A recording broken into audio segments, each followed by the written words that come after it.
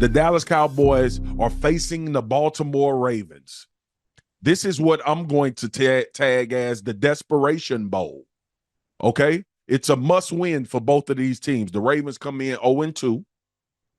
Who the hell saw that coming, by the way? Lamar Jackson and the Ravens don't ever have difficult regular seasons. They win so many games during the regular season. But to start off 0-2 is an eye-opener. Now, they played some good teams, solid. Obviously, Kansas City is a good team. They lost in week 1. Both of these games have been close. The issue has been they've given up leads, and they've been doing it for a long time, and now it's starting to become a situation where everybody's talking about and monitoring and looking at, and obviously it's always going to fall on the quarterback. By the way, that damn quarterback for the Baltimore Ravens so good, even when he don't play at the highest level. Lamar Jackson is still that guy. But he got to win a game because he's 0-2. And when you go 0-3, I don't have it in front of me, but the probability of you getting into the playoffs is boo-boo. And we all know where boo-boo go, down the drain. That was a little bit vulgar. It's okay, though. Y'all get the analogy. Anyway, the Baltimore Ravens come in 0-2. They signed Derrick Henry this offseason. I personally thought that was going to take them over the top.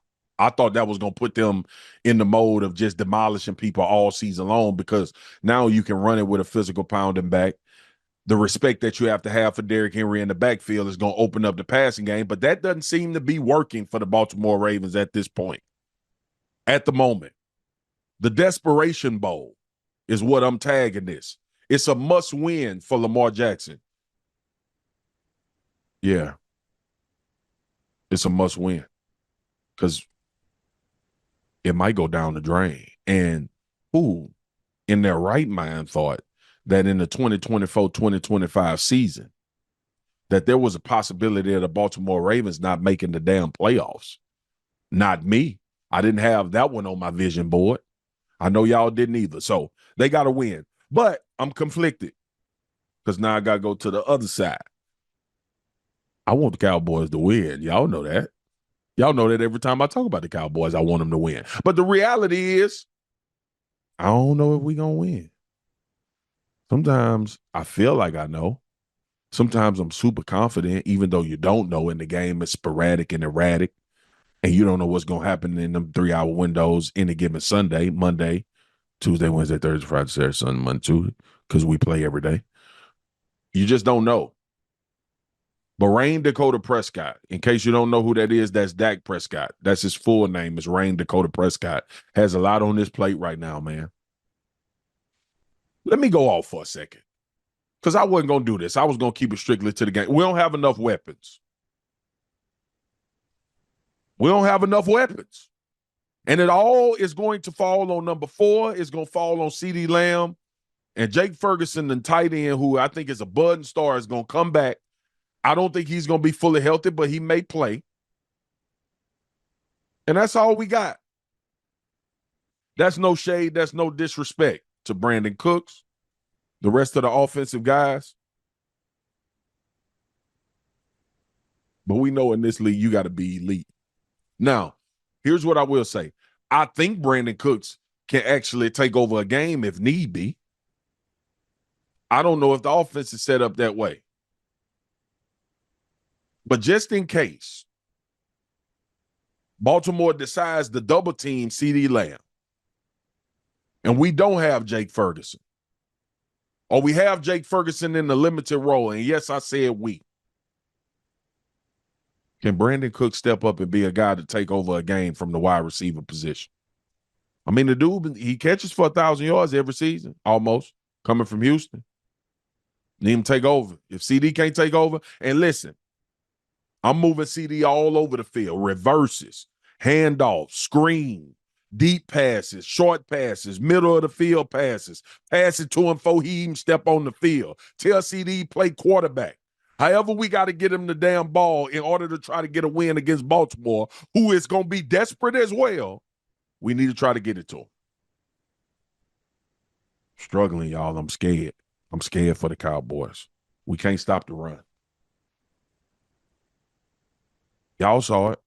Y'all saw how we just got pushed around by the New Orleans Saints. Y'all saw how they just scored at will. Now, the Ravens going to come in here with that type of confidence that their offense can do that. I'm sure they damn sure got to try it. Because here's the thing. If you were in a boxing match the week before and I showed as the previous boxer that you can't stop a left hook and an uppercut, what the hell you think the boxer going to do the next time you get in the ring? A left hook and an uppercut. And if he knock you out, guess what the third boxer going to do?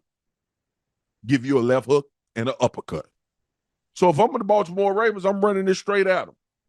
I'm seeing if that defensive line can get their mind right. Micah Parsons said this is a must-win. Gotta have it. A check yourself type of game. Lamar Jackson, Dak Prescott set to face off for the first time in their careers. Get your popcorn ready, folks. Jackson, just the fourth reigning MVP quarterback to start and lose his team's first two games, while Dak and the Cowboys are seeking their first win against Baltimore since 2016. Neek, I cannot wait for this one. Does Dak or Lamar need to step up more on Sunday? I think it's obvious that Dak has to step up more. Lamar is going to have more help, and the issues that were with the Ravens offense seem to be with their O-line protecting him and a commitment to the run. The issues with the Cowboys is not even necessarily their offense, it's their defense getting destroyed early and putting that offense in a tough situation. So if you can expect them to give up a bunch of points and not be able to stop the run this week, which I do, then the pressure's all on Dak to be able to keep up with CeeDee Lamb and score points with him and Cook, those sorts of things. So the pressure is squarely on Dak to do more than Lamar's going to have to do. I really wish I could say the Cowboys defense against the Ravens offense, but I think it's going to be Lamar. Because if you can't take advantage of this defense, Father, geez. I mean, Derek Carr looked like Tom Brady. To the point you're making earlier, though, the zone run scheme that the Ravens are running is not the same. As they saw the zone run scheme that the one that they saw with the Saints is the one that you want them to do with Derrick Henry, and that will be it's a little easier if the running back doesn't have a full head of steam and get your defensive line moving like that. You know what? And that's what happens, Stephen A. You go look at somebody's like, oh man, he's a great running back, but how's he going to fit? Are you going to use him? If you use Derrick Henry like Tennessee used Derrick Henry, now you can maximize him. But to put him in a zone read, I'm going to say Lamar because this defense, because not only did they run the ball, I mean, Derek Carr threw bombed on him. Derek Carr was completing 65, 70% of his passes. I think I'm going to say Lamar for the simple fact the Cowboys defense are so poor. They're so poor. If you can't take advantage of this situation, Stephen A., I don't know what you're going to do. I'm going to sit up there. I'm not going to go with Lamar because I think they're going to hand the ball to Derrick Henry, and I think that he's going to be the offensive MVP for the Baltimore Ravens in this particular game. I'm going to say if the Dallas Cowboys are going to win, it would need to be Dak. I think more pressure on them. First of all, you can't rely on the running game. They don't have a running game. They don't have a running game, all right? So even though he's completed 80% of his passes in play action, the fact of the matter is how much you really going to fool the Baltimore Ravens with play action when we know you don't really want to give it to Ezekiel Elliott or Dowdle. I mean, anybody trying to hear that? You're going to have to throw the football. And Dak Prescott, keep this in mind, since last season, when he's got the lead or he's tied, 26 touchdowns, 3 interceptions.